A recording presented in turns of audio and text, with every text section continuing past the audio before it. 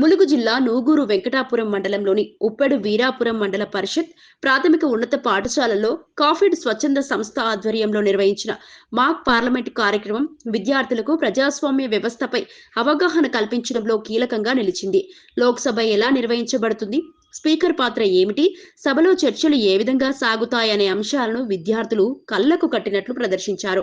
ఈ కార్యక్రమంలో విద్యార్థులు ప్రధానమంత్రి, కేంద్ర మంత్రులు, ప్రతిపక్ష నేతల పాత్రలు పోషిస్తూ దేశ సమస్యలపై చర్చలు జరిపారు. బిల్లుల ప్రవేశం, ప్రశ్నోత్తరాల సమయంలో సభ్యులు అడిగే ప్రశ్నలకు మంత్రులు ఇచ్చే సమాధానాలు, సభా మర్యాదలు పాటించడం వంటి విధి విధానాలను అద్భుతంగా చూపించారు. మనం శాంతి మంత్రం జపిస్తూనే ఉన్నాం. పొరుగు దేశాలైన చైనా, పాకిస్తాన్, భారత్ పాలనపై కన్నేసి మన ప్రజల ప్రాణాలతో చెలగాటం ఆడుతున్నారు అధ్యక్ష.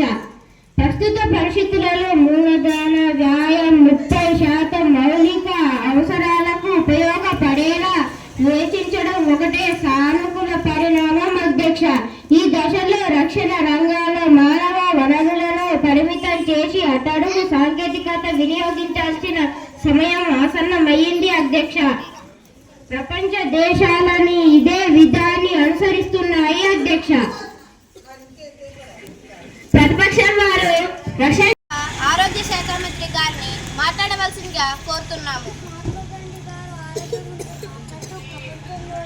విలువైన ఆభరణాలు, బంగారం, వెండి కాదు ఆరోగ్యం అన్నారు అధ్యక్ష. గ్రామీణ ప్రాంత, పట్టణ ప్రాంతం మెరుగైన ఆరోగ్య అవకాశం ఉందనే విషయం అందరికీ తెలిసిందే అధ్యక్ష. ఇందుకు కారణం కలుషితం కాని వాతావరణమే అధ్యక్ష. అడిగిన ప్రశ్న సరి అయినది అధ్యక్ష. పాఠశాల స్థాయిలో కంప్యూటర్ విద్య విద్యార్థులకు అందడం లేదు. దానికి అనేక కారణాలు ఉన్నాయి అధ్యక్ష. దీనికి ప్రత్యేక కారణం ఉపాధ్యాయులు లేకపోవడం, నిర్వహణ ఖర్చులకు ఫండ్స్ ఇవ్వకపోవడం వలన విఫలమవుతుంది అధ్యక్ష. దానిని పరిష్కరించి దశలో మేము అడుగులు వేస్తున్నాం అధ్యక్ష. దీనిని త్వరలోనే సాధిస్తాం అధ్యక్ష. దీనిపై మీ స్పందన ఏమిటి? గౌరవనీయులైన ఎంపీ గారు ప్రశ్నించినట్లు నిర్మూలన రంగంలో కొన్ని వేతన భేదాలు ఉన్నాయి అధ్యక్ష. ఇలాంటి కార్మికులందరూ అసంఘిక రంగంలో ఉన్నారు అధ్యక్ష. ఇప్పుడిప్పుడే వీరిలో చైతన్యం వస్తుంది అధ్యక్ష. వీరిని సంఘటితులు కావడానికి ప్రోత్సాహం అందిస్తున్నాం అధ్యక్ష. దుర్వినియోగం ఆయా వ్యక్తులు న్యాయస్థానానికి వెళ్లే విధంగా, న్యాయం పొందే విధంగా ప్రోత్సాహం అందిస్తున్నాం అధ్యక్ష. దీన్ని గమనించి ప్రతిపక్షం వారు మరియు అధికార పక్షం వారు పరస్పరం ముందుకు వెళ్దామని కోరుకుంటున్నారు. మొదటగా ప్రధానమంత్రి అయిన అధికార పక్ష నాయకురాలను మాట్లాడవలసిందిగా కోరుతున్నాను. అధ్యక్ష, లోక్సభ సభ్యులందరికీ నమస్కారాలు. అధ్యక్ష, మా ప్రభుత్వం 2 సంవత్సరాలు పూర్తి చేసుకుంటున్నది అధ్యక్ష. మా మంత్రి మండలి ఈ 2 సంవత్సరాల కాలంలో సమన్వయ చట్టాన్ని సాధించగలిగింది అధ్యక్ష. ప్రజలకు ఉపయోగపడే ఎన్నో సంస్కరణలు ప్రవేశపెట్టాము అధ్యక్ష. వాటి అన్నింటికి ఎంతో ప్రజాస్పందన, ఆమోదం అందించింది అధ్యక్ష.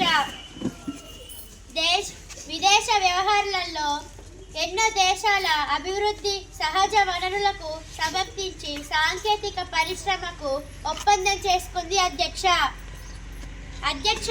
ప్రపంచ వేదిక మీద భారతదేశానికి ఒక గుర్తింపు తీసుకొచ్చింది అధ్యక్ష. సరిహద్దు దూర ప్రాంతములు తిప్పికొట్టింది అధ్యక్ష. దేశ సంపదలను కాపాడడానికి మా ప్రభుత్వం ముందు ఉంటుంది అధ్యక్ష అని నేను మనవి చేసుకుంటున్నా అధ్యక్ష. అలాగే ఈ లోక్సభ సమావేశంలో మా ప్రణాళికను, కృషిని మీ ముందు ఉంచుతాము అధ్యక్ష. విజయవంతం అవుతుందని ఆశిస్తున్నా అధ్యక్ష. ధన్యవాదములు. సక్రమంగా వినియోగించుకోవాలి అధ్యక్ష. తాగునీటి వసతిని పెంపొందించాలి అధ్యక్ష. ప్రతిపక్షం వారు ప్రజా పంపిణీ శాఖ ప్రశ్నలు అడగవచ్చు.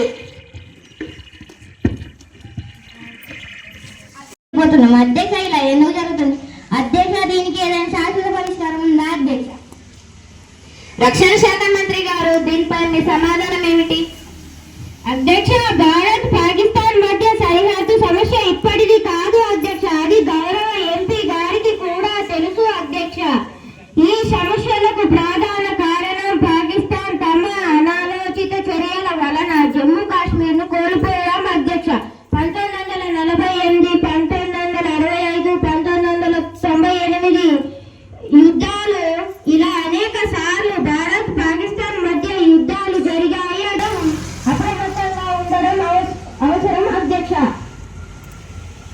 ఇంకా ప్రతిపక్ష వారు అప్లై చేసుకున్న వాళ్ళు ఉంటే ఏమైనా ప్రశ్నలు అడగవచ్చు.